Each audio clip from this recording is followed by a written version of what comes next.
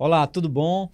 Hoje nós estamos no nosso podcast, nosso bate-papo de hoje vai ser sobre endodontista. Estamos aqui com essa dupla de endodontista, Dr. Marcílio e Dr. Eric. Dr. Marcílio de Oliveira Melo, ele que é graduado em odontologia pela UESP, especialista e mestre em endodontia pela São Leopoldo Mandique, professor de graduação da Uninova FAP e coordenador e professor do curso de pós-graduação da ABO e ABCD, Piauí. E o doutor Eric de Souza Thiago, ele que é formado pela Universidade Federal do Piauí, especialista em endodontia pela ABCD Piauí, mestre em endodontia pela São Leopoldo Mandique, professor de graduação da Uninasal Teresina, coordenador e professor do curso de pós-graduação da ABO e ABCD Piauí. Seja bem-vindo, doutor Marcílio. Tudo bom? Tudo Como é que bom, tá? Marcelo? Tudo bom? Tudo bom, man. Doutor Eric, tudo jóia? Como é que tá aí a endodontia? Então vamos começar hoje aqui nosso bate-papo falando e fazendo a pergunta que é a nossa primeira pergunta para todos os nossos entrevistados. Por que, doutor Marcílio, odontologia? Rapaz, doutor Sérgio, a odontologia veio desde quando eu era criança. Meu avô era dentista. Na verdade, ele era prático, né? E quando eu ia na casa dele, né, pequenininho, no interior de Alto Lungar, eu via aquela cadeira odontológica metálica, achava a coisa mais vislumbrante, né? Isso me chamava muita atenção. E eu com 6 anos falei, não, vou ser que nem meu avô, vou ser dentista. E daí foi surgindo aquela admiração. E meu avô deixou, né, de ser dentista por ter amputado o braço, né? Infelizmente, ele trabalhava com uma máquina de arroz e acabou deixando de exercer a profissão. Mas foi um dos caminhos que me levou ao meu primeiro pontapé. E você, doutor Eric, por que odontologia? A odontologia, para mim, na verdade, foi um palpite, uma sugestão de uma professora quando eu estava no ensino médio, terceiro ano. Eu estava um pouco na dúvida em relação ao curso que eu ia escolher para mim, para a minha vida. E aí ela sugeriu a odontologia e eu vou obedecer. E terminou dando certo. Gostou da escolha, da dica? Durante a graduação, eu fiquei lá no 4º período, quando eu estava pagando as disciplinas específicas, patologia, eu me encantei com o curso. E hoje não me vejo fora da odontologia. Então, terminou sendo uma dica assertiva aí da professora e Justamente. terminou lhe motivando aí de fazer odontologia.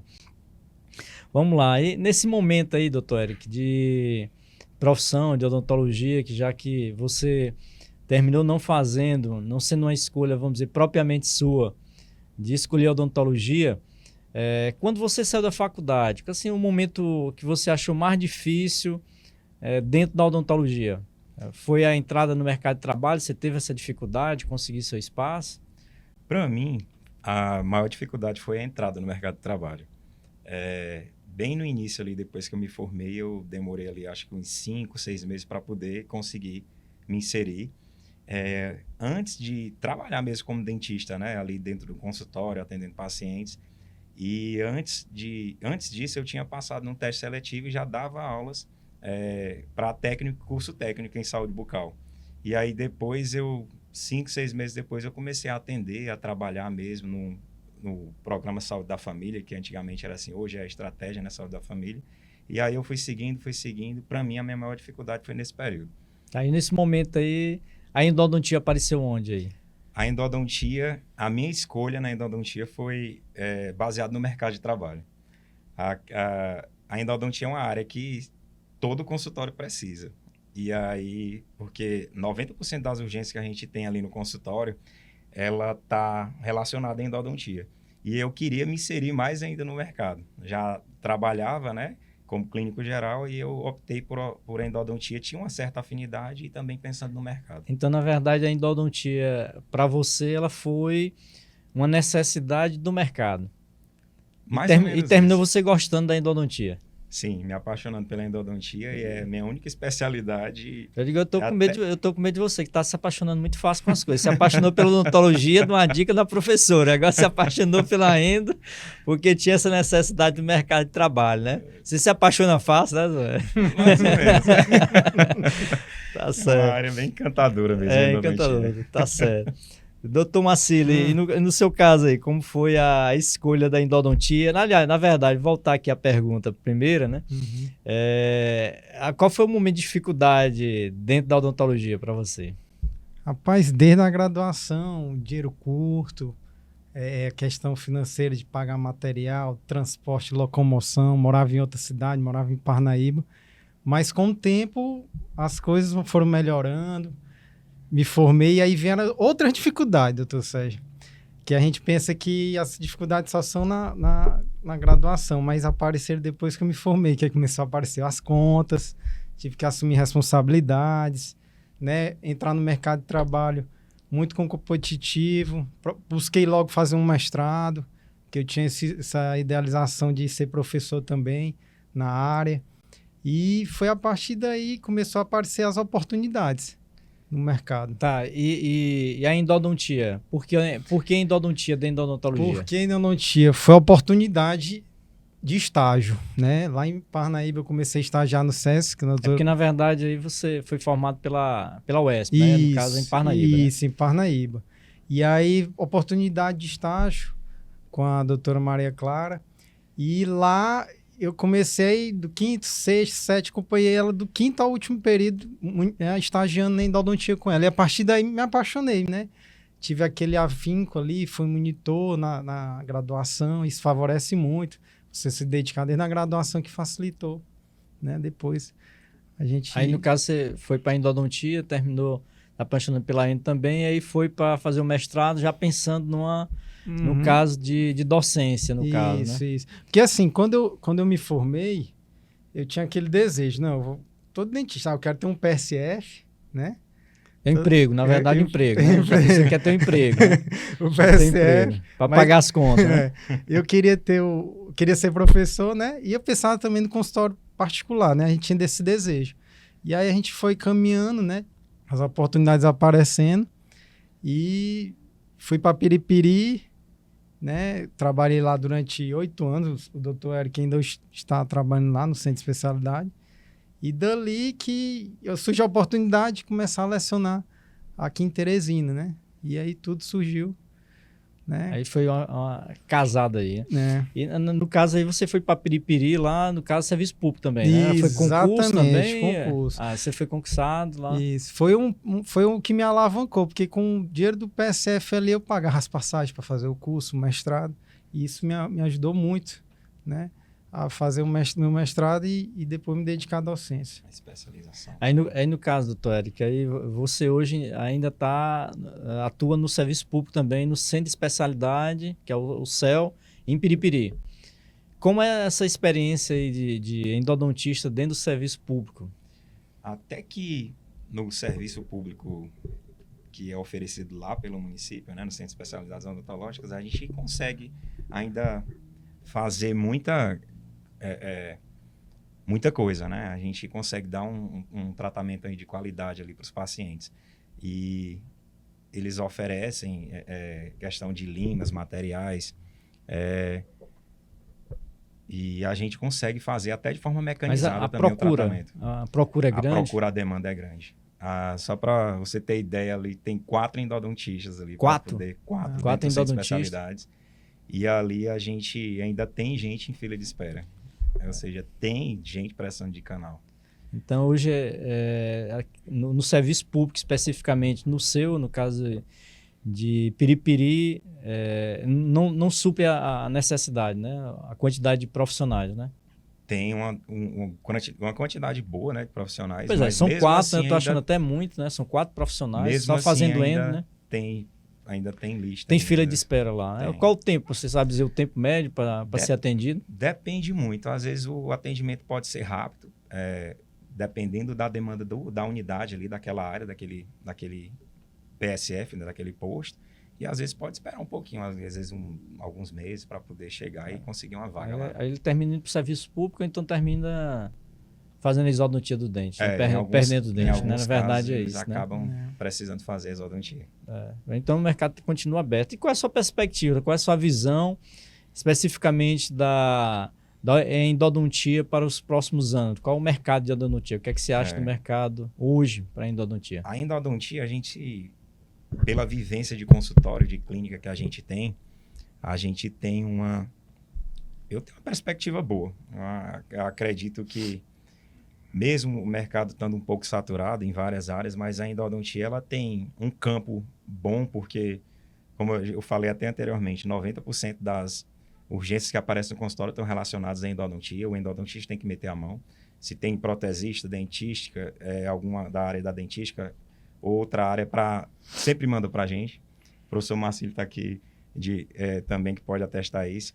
E assim, eu acho promissor. Tem campo, tá bom? O consultório sempre precisa. E eu acho que a pessoa tem que se dedicar bastante, estudar um pouco, para se especializar bem para poder conseguir se inserir. Então, são as pulpite que dominam o atendimento de urgência hoje. Pulpite, as infecções, mais ou menos essas duas situações. E você, doutor Marcílio, o que é que você me diz do mercado de odontologia? Agora eu estou mais abrangente, de odontologia para os próximos anos aí.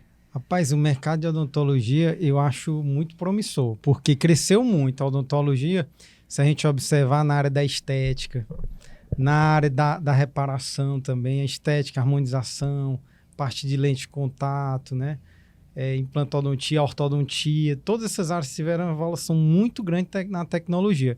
A endodontia nem se fala. Antigamente se demorava 3 horas, 4 horas para fazer um canal. Hoje esse tempo é reduzido em 70%, né? Então a gente faz de uma forma mais rápida, mais segura. Tem limas de níquel titânio que são bem resistentes, flexíveis, que antigamente, Sérgio, ninguém queria fazer endodontia. Por quê? Tu sabe, porque né? demorava, né? Eu lembro, na graduação,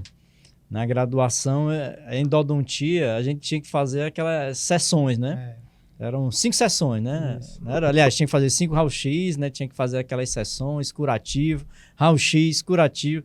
Então, você passava aí 10, 15 dias, um mês, para você finalizar um tratamento endodôntico. Então, na verdade, quando você pensava em endodontia, ninguém ganhava dinheiro. A verdade é essa, né? Hoje a endodontia mudou muito, né? Evoluiu muito com a mecanização, com o avanço tecnológico, né? Exatamente. O profissional antigamente sofria muito com problema de esforço repetitivo. E o mercado está aberto, né? Eu acho que a gente está até conversando, por exemplo, se a gente pegar o mercado hoje, Teresina, com a Timon, a macro-região, temos 1 milhão, por exemplo, de habitantes, né, Sérgio? Dá 1 milhão. Se pegar a micro-região de Teresina aí, você tem 1 milhão de habitantes, né? Fora a população flutuante que nós temos, né? Porque Teresina é um polo educacional, né? Universitário, polo de saúde. Então, a gente tem uma população flutuante aí muito grande em Teresina, né? Então, nós temos aí 1 milhão de habitantes, né? Se a gente pegar cada pessoa, 20 dentes, que geralmente são de 28 a 32, mas tem uns dentes, pega numa média, 20 dentes. Vamos fazer 20 dentes vezes 1 milhão, então a gente tem 200... nós temos aí 2 milhões. 2 milhões de dentes. Não, 20 milhões de dentes, 20 né? milhões de dentes. Nós temos 20 milhões de dentes, né? 20 milhões de dentes, né? Se a gente pegar 1%... Você tem 200 mil dentes. 200 mil dentes. Então, aí você pegar necessidade aí, você está pegando 1% da população que tivesse necessidade de fazer um tratamento endodôntico, né? Então, o mercado está aberto. É uma área... Outro dado interessante. O Piauí, ele é o estado, fica em penúltimo lugar no ranking de menor quantidade de especialistas em endodontia. Só perde para o Maranhão. E o Maranhão está logo ali. Então, a pessoa que está no Piauí... Então, os 2 estados mais pobres... ou mais pobres em termos de especialistas, né, estão aqui nessa região, então a carência é maior ainda, né? Se você pegar o próprio exemplo aí do Dr. Eric, né, no centro de especialidade, o serviço público, ele só oferta o tratamento endodôntico no centro de especialidades.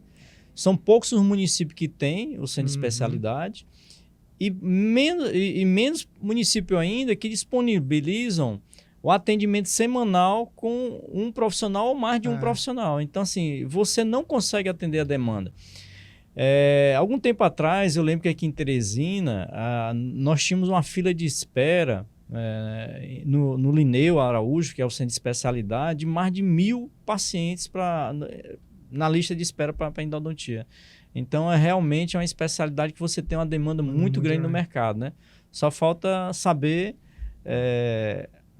colocar isso para ter acesso à população. Devido ao quê? Preço, doutor Eric? O que é que você acha que limita muito isso os pacientes? Os pacientes procurarem ali o centro de especialidade? Não, procurarem o serviço, vamos dizer, privado, porque o privado é aberto à demanda, né? Então, o que é que...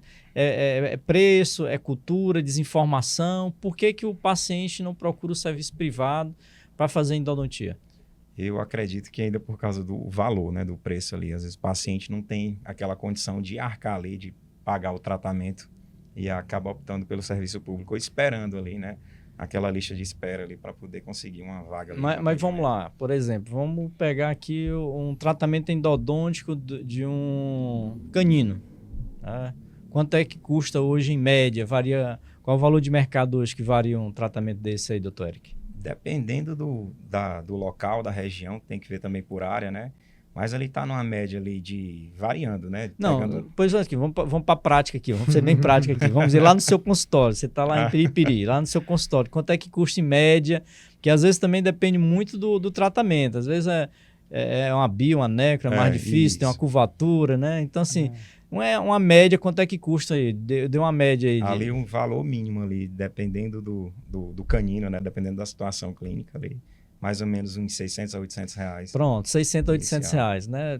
Tudo bem, pode ser, é um valor razoável, mas vale um dente, não é verdade? Vale, porque aí você, às vezes eu acho que tem uma inversão de valores muito grande em relação a isso, né? Porque se você pegar hoje, qualquer smartphone hoje, ele custa quanto, doutor Eric? 5 mil, 4 mil. Se você pegar um iPhone aí, ele vai em torno de 5 mil. Se você pegar um mais básico, um smartphone aí, a Samsung, então você vai trabalhar em torno de uns R$1.500, né? Então daria para fazer 2 tratamentos endodônticos, né?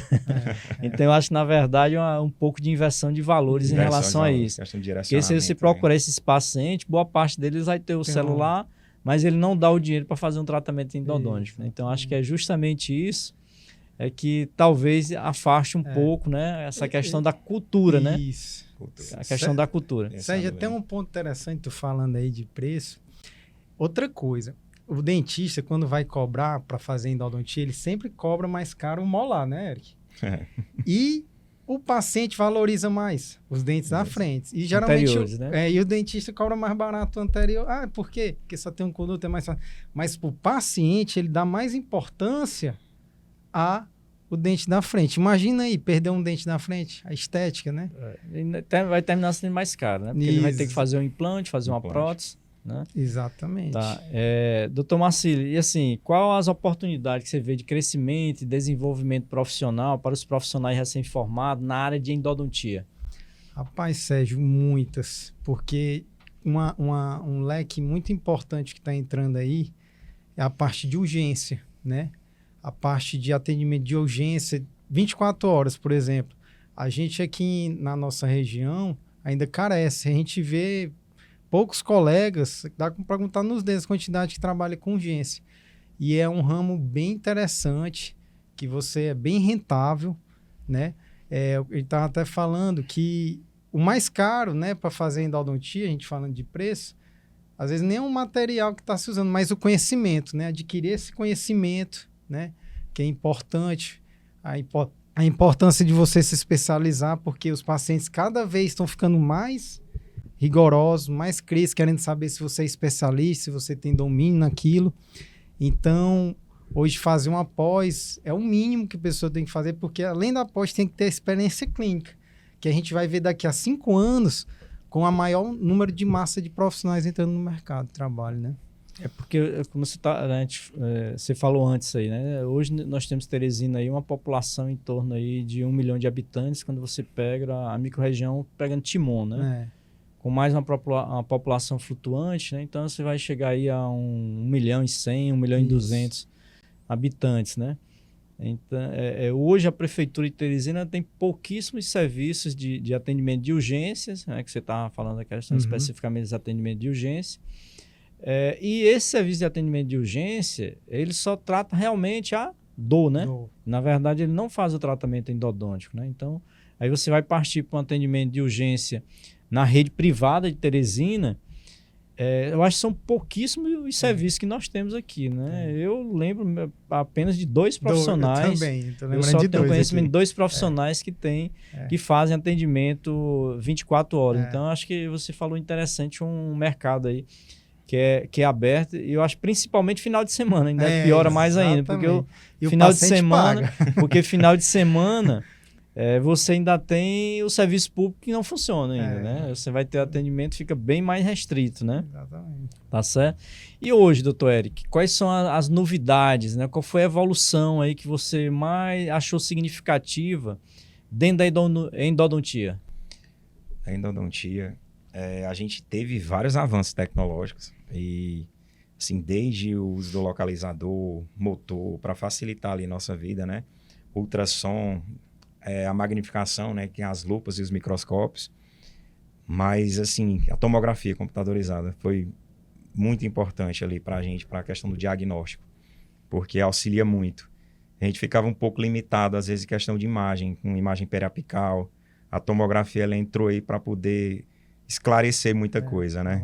Questão de planejamento, ver trinca, tamanho de lesão, reabsorções e mais. No caso aí, você que sua formação dentro da graduação foi a endodontia clássica, né? Tradicional, não foi isso? Pronto. Hoje, você não trabalha mais com ela, só com a mecanizada. Só com a mecanizada. Pronto.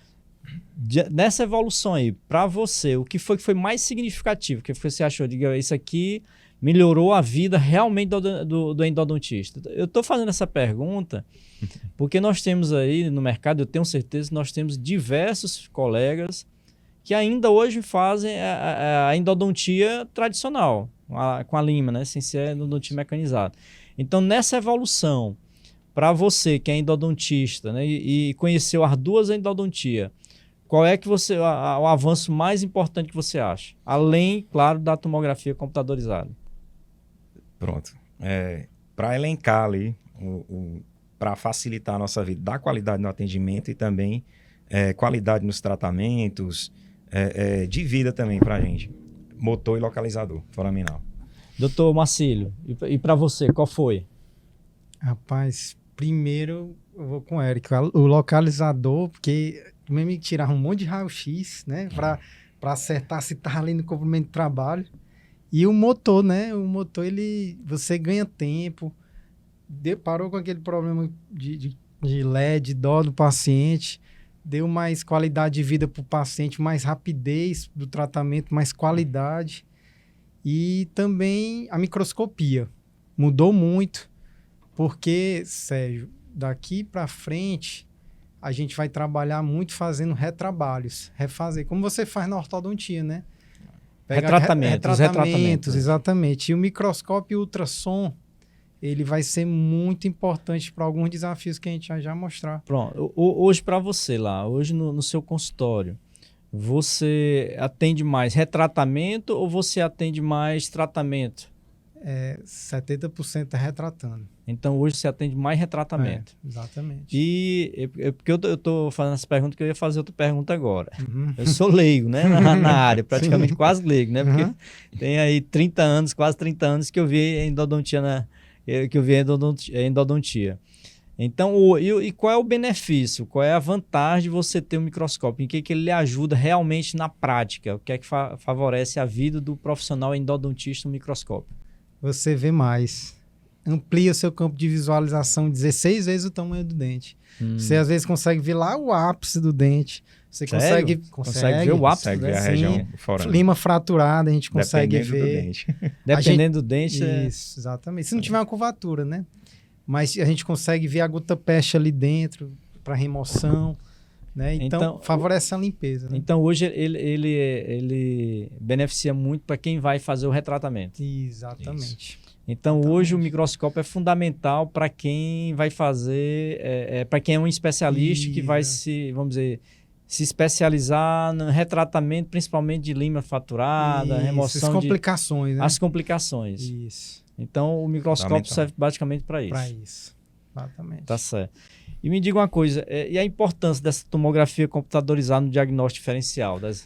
Rapaz, Sérgio, hoje o Eric até comentou, é o primordial. Hoje até em Teresina, os tomógrafos evoluíram muito, né? As imagens. Eu tenho aqui um caso, né, que eu trouxe, certo?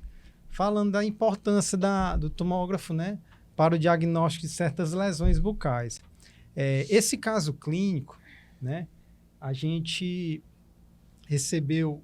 Aqui é um antes da paciente, né? A paciente do sexo feminino, ela era da cidade próxima a Oeiras, certo? Conceição do Canidé, e ela aparecer com essa lesão abaixo do olho, né? E ela foi no médico, na cidade dela, fizeram uma incisão, removeram a lesão, só que 3 anos depois essa lesão retornou.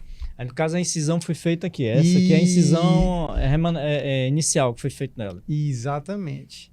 E aí, 3 anos depois, ela foi para Picos, removeram novamente a lesão, um médico lá, e aí ela veio para Teresina. Quando ela veio, Sérgio, para Teresina, fizeram, né, essa incisão novamente. Aqui eu vou mostrar, né, aqui é no procedimento, removeram toda a lesão dela. Esse procedimento foi realizado lá?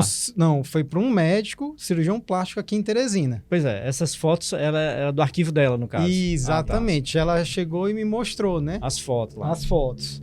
E aí a gente vê a incisão, a remoção, só que quando suturaram, né, fizeram a sutura, ainda drenava.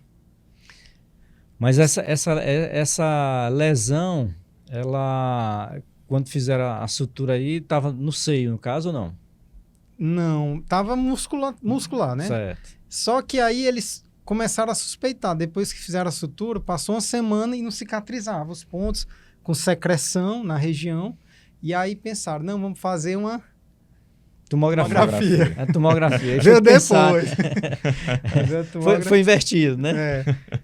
Foi investido, né? Exatamente. Tomografia, que é o diagnóstico 3D, né? Que hoje é essencial para a gente, quem é endodontista, para retratamento, para descobrir um quarto canal, para remover uma lima fraturada, para calcificações de dentes, né? Então é um guia, né? Um mapa para a gente. E quando fizeram a tomografia, foi constatado que a lesão, ela vinha do canino. Do canino. Então, que a imagem, ó, rompeu, né? A cortical óssea e foi até os tecidos, né? E aí, com uma simples endodontia, a gente fez, né? Todo passo usamos até laser. Fizemos a endodontia em umas 3 sessões por segurança mesmo. A gente obturou e aqui, depois de um mês, a paciente teve a cicatrização. Então, assim, Sérgio, falando a questão da lesão, né? A lesão periapical, no caso, como se fosse um abscesso, uma fístula, né? Que é uma coisa muito rotineira que a gente vê hoje também nos dias de hoje. A necrose, né, do dente. Nesse caso, foi feito o exame tardiamente, né?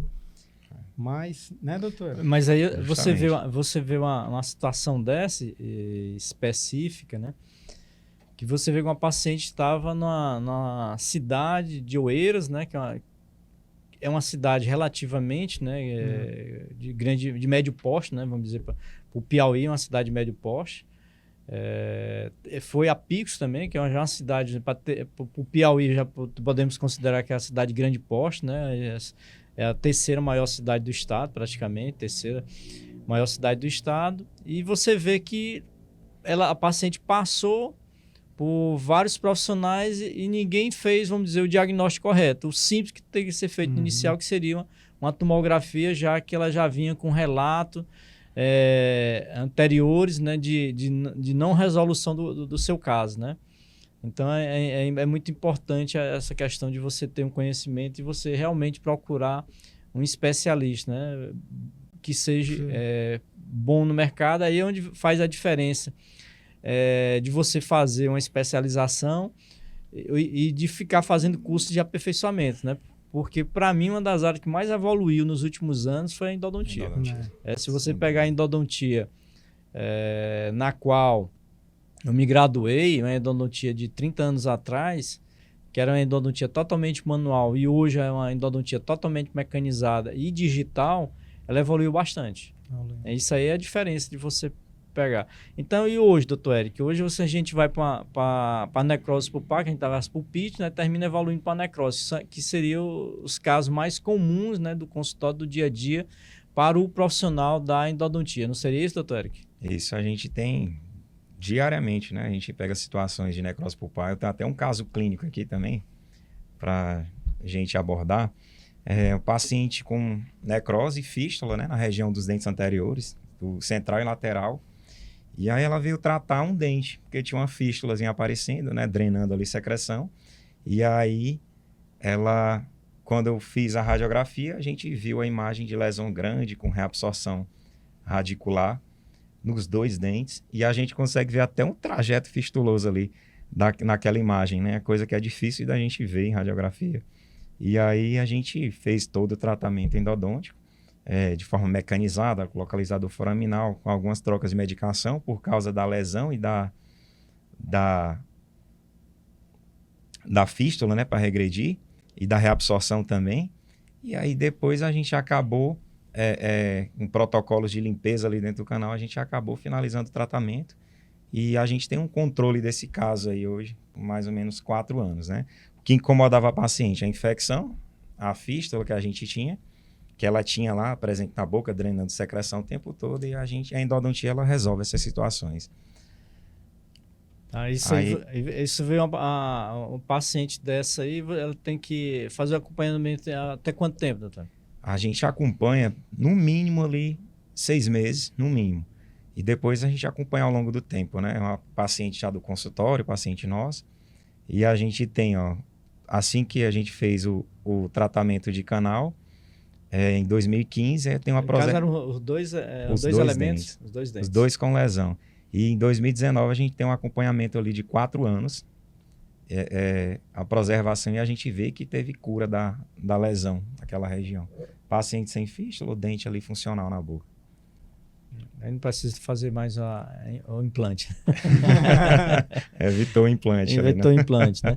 Hoje doutor Marcílio, nós falamos aqui, né? Os maiores complicações da endodontia seria o quê? As fraturas de instrumentos? A fratura de seria as fraturas de instrumentos dentro do conduto, né? Isso. Como é que a gente resolve isso aí? Como deve proceder? Sérgio, eu botei aqui um materialzinho para a gente ver, né?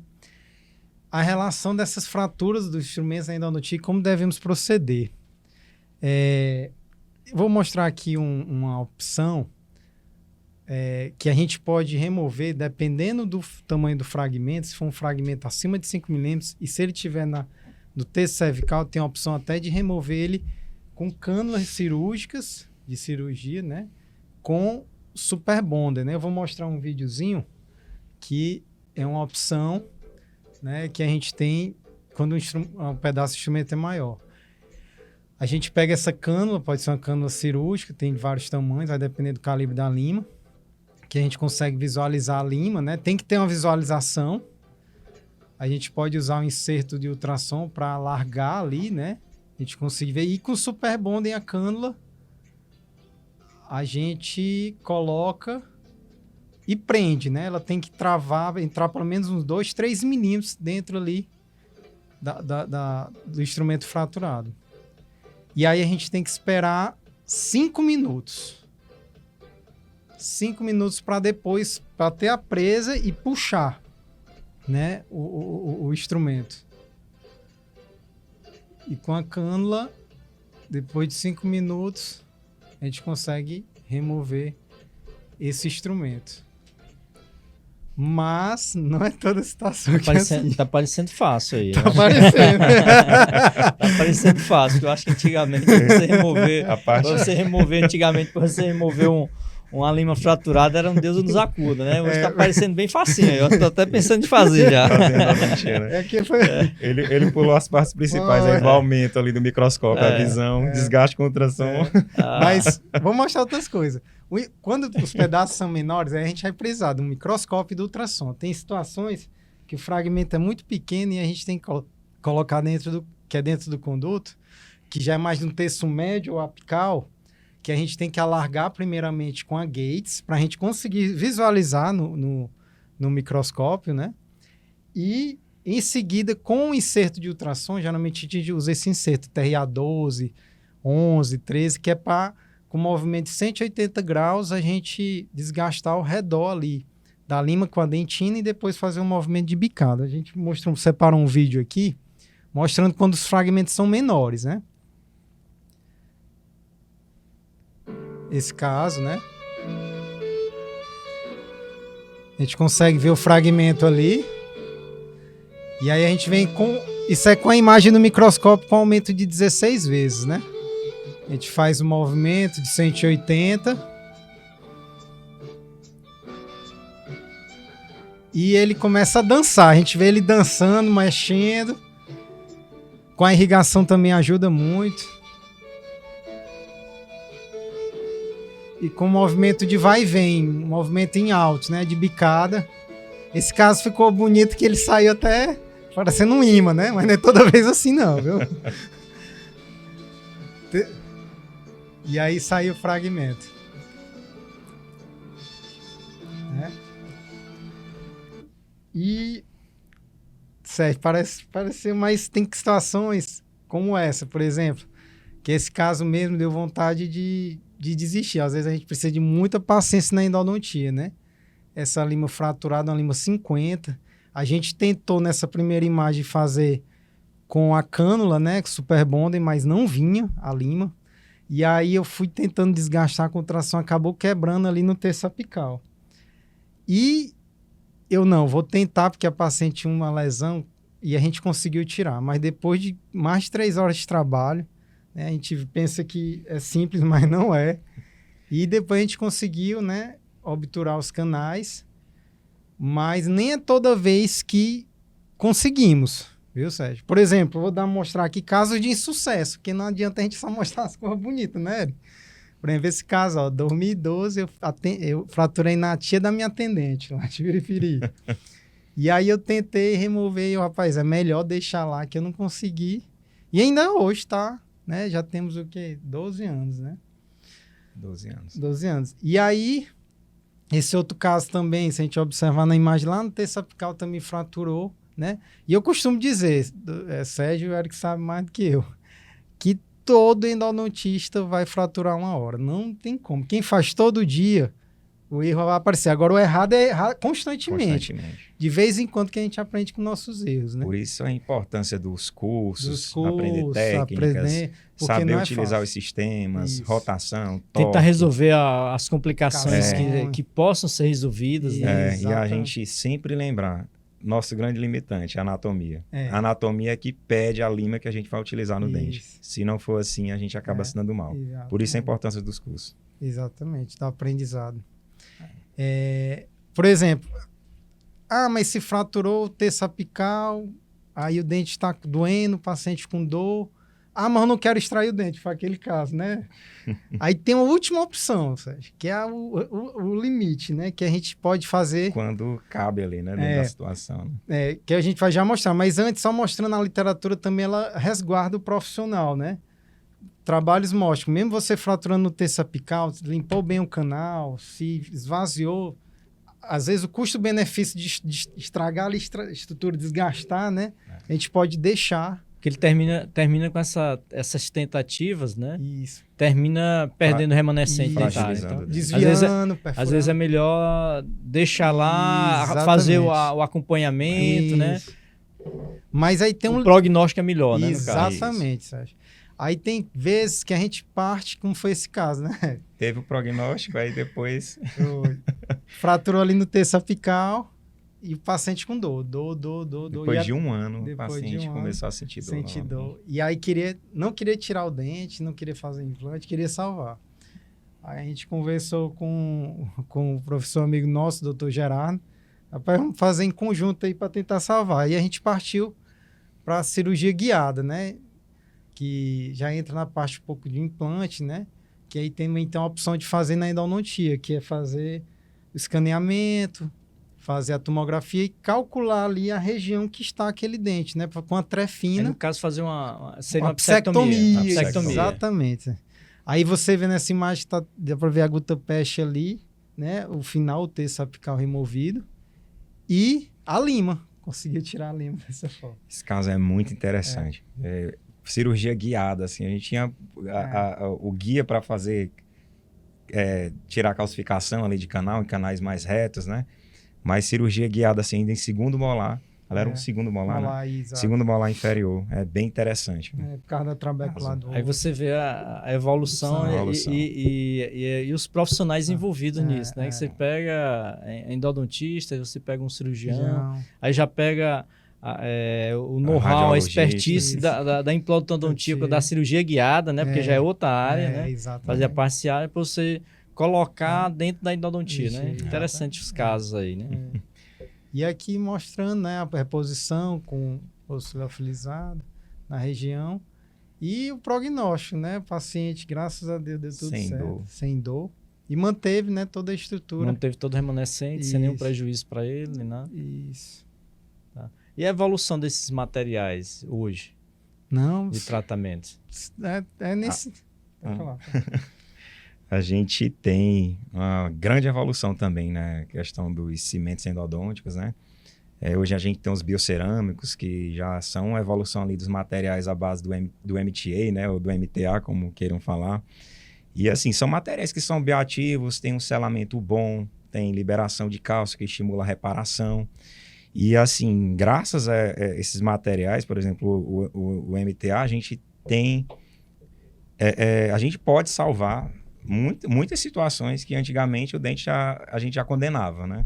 Perfurações, cirurgias apicais que tinham uma chance de insucesso muito grande. Hoje em dia a gente já tem uma taxa de sucesso bem maior graças a esses materiais. A gente tem até um caso aqui de reabsorção radicular externa, onde a gente faz um tampão com MTA e a paciente chegou... Doutor, só um pouquinho aqui, me explique o que é esse MTA, porque esse MTA não faz parte da minha terminologia de endodontista, não. Pronto, o MTA ou MTA, né? Que vem do inglês, é um agregado trióxido-mineral que surgiu ali na década de 90. Um professor pesquisador lá dos Estados Unidos descobriu esse material e, assim, começou a testar em vários trabalhos ali, porque o que chamou muito a atenção dele foi do material ser misturado ali com água, né? Manipulado com água e tomar presa, né? E aí ele levou aquilo ali para o laboratório, aí foi vendo os componentes que tinha naquele material, e aí depois ele começou a ver alguns benefícios, começou a testar in vitro, in vivo, e depois foi utilizando em seres humanos. É um material que tem um vedamento bom, mantém um pH que, digamos, mantém um meio bacteriostático. Então isso é um material, vamos dizer... mais moderno hoje, né? Justamente. É mais caro que o ouro. Da cimentação, né? No caso, para cimentação. Né? O grama, como o professor Marcílio falou, é mais caro do que o ouro. E a gente tem um selamento bom, um vedamento bom marginal, impede infiltração, toma presa, que é uma vantagem que a gente tem em relação ao material, os outros materiais, por exemplo, hidróxido de cálcio, que tinha uma solubilidade grande. E assim, ainda é bioativo, o hidróxido de cálcio eu conheço, é da minha época. É bioativo, né? E a gente utiliza em várias situações. O encapeamento direto, pulpotomia, tampão em caso de reabsorção ou risogênese incompleta. A gente utiliza em cirurgias periapicais, no caso a cirurgia parendodôntica, que a gente faz retropreparo e depois faz uma retroobturação. Aqui eu tenho até um caso aqui de reabsorção externa apical, que estava com infecção, dente com mobilidade. Radiografia, assim, a gente vê uma foto um pouco estranha, né? Acha que tem até fratura. Aí foi avaliado por um profissional e pediu para fazer a exodontia do dente. Mas a paciente ainda insistiu, procurou outra opinião. E aí eu avaliei o caso, vi a radiografia, eu falei, não, deixa eu ver clinicamente para ver se tem alguma fratura, alguma trinca. Estou vendo essa reabsorção, mas é possível a gente tratar se for isso. E aí, só isso, né? E aí eu avaliei bem, vi a situação, fiz toda a limpeza, instrumentação do dente, medicação, o dente normalizou, eliminou a infecção e depois a gente partiu para o tratamento, né? Os canais mesiais eu obturei ali de forma convencional, com cimento endodôntico, e na raiz distal ali eu fiz um tampão com Ele foi feito com esse MTA. Tampão com MTA. E a gente tem uma preservação desse caso aí de 4 anos. O paciente com dente funcional ali na boca, não precisou fazer implante, por exemplo, né? E a gente tem ali 4 anos depois, um ano depois, na verdade, setembro de 2019, esse caso foi em 2018, a gente vê um arredondamento do ápice sem lesão e 4 anos depois, o paciente foi procurar o consultório para tentar substituir esse amálgama aí. Eu já vinha protelando um pouquinho, aí ela veio, eu fiz a avaliação do dente.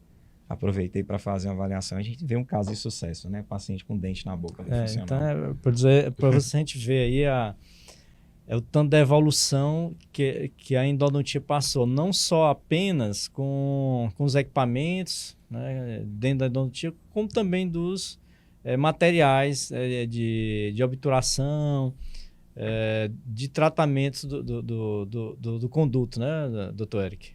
Justamente. Então, sim, aí vamos lá. Hoje vocês têm os cursos de especialização, de aperfeiçoamento, é isso, doutor Marcílio? Isso. Tá? Como é que tá esses cursos hoje aí? Essas abordagens aí de complicações, o que é abordado no curso de aperfeiçoamento hoje? O de aperfeiçoamento, a gente tem 12 meses de duração, certo? Os 6 primeiros meses são teórico-laboratorial, onde o aluno vai aprender a fazer o acesso, utilizar ultrassom, microscópio, utilizar a instrumentação mecanizada, enfatizando a lima única e a obturação termoplastificada com também um retratamento endodôntico. E em seguida, atendimento clínico efetivo de pacientes. Nós disponibilizamos todos os motores para os alunos, localizadores, na clínica... Isso dentro do aperfeiçoamento? Exatamente. Temos 2 microscópios. No aperfeiçoamento você disponibiliza. Sim, na especialização, sim. vocês dão. É isso? Na especialização é dado para eles, para os alunos? Como Se tiver a ajuda do Sérgio aí, né? Na especialização é dado aí. Na especialização, a gente já tem 24 meses, né? A gente já vai enfatizar para a especialização tudo isso que eu comentei, né? Fora parte de cirurgias endodônticas. A gente tem tanto atendimento clínico, né? Como Isso. também laboratórios especiais aí, casos de... Qual é a diferença? O que é que se vê mais na especialização do aperfeiçoamento? Que é o que vê mais? Pronto, a carga horária é maior. Bem maior. Certo. A gente tem ali uma possibilidade de colocar, por exemplo, assuntos mais delicados da endodontia. Por exemplo, tratamento de perfurações, remoção de lima fraturada, remoção de pinos dentro do canal. A gente tem treinamento para cirurgia paraendodôntica, casos clínicos, onde Então, o aluno na pode especialização, você trata com ele, mas as complicações também, que no Também. aperfeiçoamento não dá tempo. Não tem Isso. tempo para poder abordar. E a gente também fala da parte de pino de fibra. Pino a de gente fibra de entra vidro. um pouco. Provisório. Explica gente- o passo a passo de como é feita a desobturação, como é realizado, né? Então, o nosso curso acaba sendo completo. A gente também tem faz laboratório de remoção de lima de fraturada, laboratório de cirurgia paraendodôntica, laboratório de tampão com MTA. O aluno é treinado tanto em laboratório como no clínico. Tá, aí no caso também a tomografia faz parte do diagnóstico, Sim. corriqueiro dentro Exatamente. Sempre. Sempre. E microscópio também? Tem Também. microscópio operatório, localizadores, motores, como o professor Marcílio abordou, ultrassom. É tudo ali de Então, no tecnologia caso, a gente tem esses, ali. esses equipamentos são disponibilizados para o aluno, E- para o uso durante o curso, no caso. Né? Exatamente. Além de Então, terapias. então a lista de material de você deve ser pequena, então, né? Sérgio, cara, eu costumo falar que, né, Sérgio, que é da graduação, só que aumenta ali as limas rotatórias. Incrementada, né? Ela incrementa Não sai uma pouquinho lista mais. cara, porque o aluno já tem da graduação, só puxa mesmo as limas mecanizadas, mas o resto... Aí o doutor Eric, eu acho que dá para você ensinar também esses alunos a se apaixonar pela endo, né? Porque Ah. já que ele se apaixonou, na assertiva é mais fácil você fazer esses alunos ficar apaixonados A também, gente né? apaixonado, eu costumo falar, né? A gente é apaixonado pela endodontia, né, professor Marcelo? É. A gente costuma, acho que talvez inspirar melhor ali aqueles alunos a escolherem aquela área, né? Às vezes só o aluno só observando, às vezes, a postura do professor, às vezes o aluno se encanta, né? Mas hoje a endodontia dá até para se encantar, né? Como eu disse antigamente a endodontia era desmotivante você fazer a endo, né? Primeiro que você não tinha o retorno financeiro compatível com o tempo que você perdia, o longo tempo de tratamento endodôntico, né? Isso era um dos fatores desmotivantes.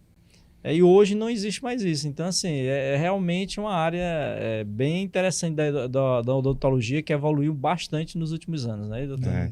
E sem contar também que a gente tem a laser terapia, né? Terapia laser fotodinâmica terapia. e também as funções do laser, outras funções. A E ozonioterapia também. A gente também tem as aulas no nosso curso. Tem os professores habilitados para... são atividades complementares, né? Para executar esses procedimentos e orientar os alunos. E essas especializações, doutor Marcílio, quando começa aí? A gente tem uma turma para esse mês de maio, né? De maio ou de abril? Nós estamos em abril. Próximo mês. Para maio, né? Para maio, 24 e 25 de maio. 24 e 25 de maio desse ano. Estamos com vagas abertas tanto para aperfeiçoamento como também para especialização. Especialização, exatamente. Tá certo.